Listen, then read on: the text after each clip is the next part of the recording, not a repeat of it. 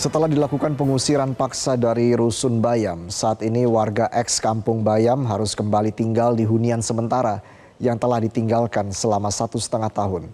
Hunian sementara ini pada awalnya dibangun warga bersama-sama untuk tinggal sembari menunggu pembangunan Kampung Susun Bayam.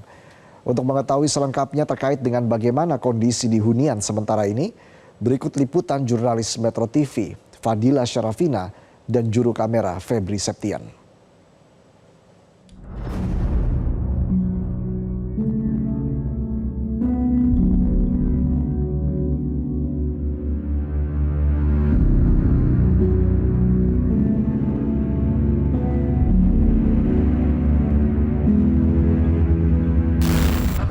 Setelah dilakukan pengusiran oleh Jakarta Propertindo pada Selasa 21 Mei 2024 kemarin, ini 37 kakak dari warga eks Kampung Bayam ini terpaksa harus kembali ke Huntara atau hunian sementara yang berada di Jalan Tongkol, Pergudangan Kerapu 10 Jakarta Utara. Dan seperti ini adalah situasinya. Ini hunian sementara ini dibangun dengan material perumahan semi permanen. Jadi ini adalah tripleks.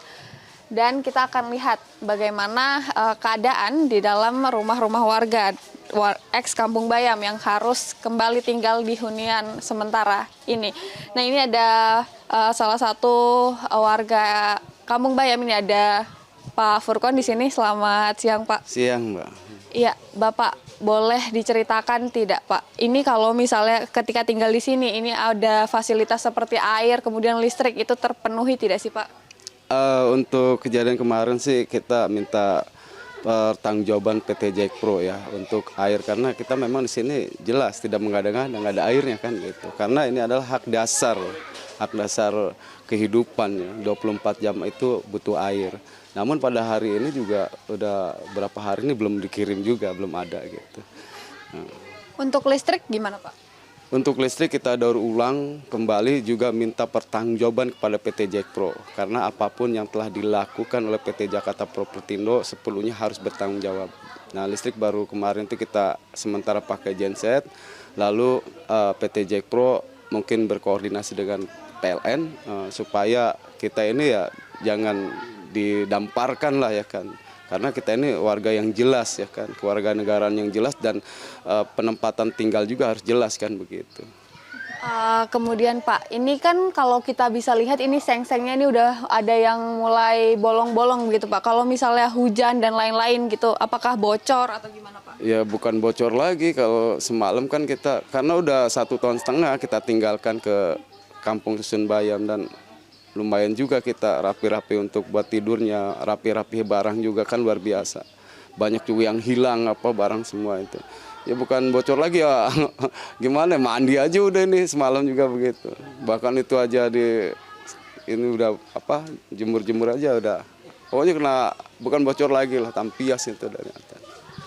Berarti hunian sementara ini sebenarnya udah dibangun sejak sebelum pindah ke Kampung Susun Bayam ya Pak? Iya, sebenarnya ini kan bukan janji lagi bersama-sama dengan pemerintah DKI Jakarta, PT Jakarta Propertindo, dituangkan pembinaannya. Lalu ini kita sudah merencanakan bagaimana caranya warga ini bersanding dengan Jakarta International Stadium. Artinya startup dengan internasional. Maka dari itu saya bingung kalau ini janji, ya kan kita sudah bersama-sama melakukan gitu. Jackpro juga membina, Pemda membina kan gitu. Ini kan tinggal kelangsungan prakteknya gitu. Jadi kok bulak-belok warga juga nggak paham. Sehingga kami dalam di bulan 2023 bulan Maret tanggal 13 itu, kenapa kami ke sana menduduki, bukan suatu hal yang menyerobot, bukan, karena kami juga artinya di situ sudah di SK-kan, kelompoknya juga sudah di sertifikatkan gitu. Artinya bukan ilegal kami ini. Kan mereka yang melegalitaskan, kok mereka juga yang menganggap kami ilegal ya kan.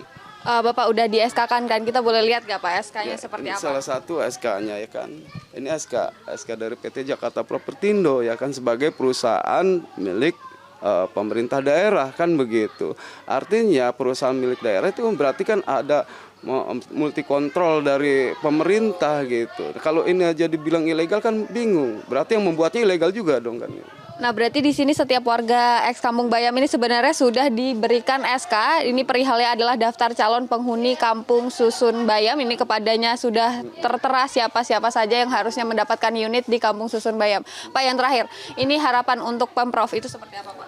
Harapannya kepada pemerintah, pemerintah DKI Jakarta, kami ingin pemerintah DKI Jakarta yang telah membina kami, yang menyempurnakan, bahkan PT Jakarta Propertindo, ini kami minta kejelasan. Sebenarnya Kampung Susun Bayam itu yang kami 24 jam ya kan, terus menggambar apa itu kan dituangkan keinginan masyarakat warga Kampung Bayam.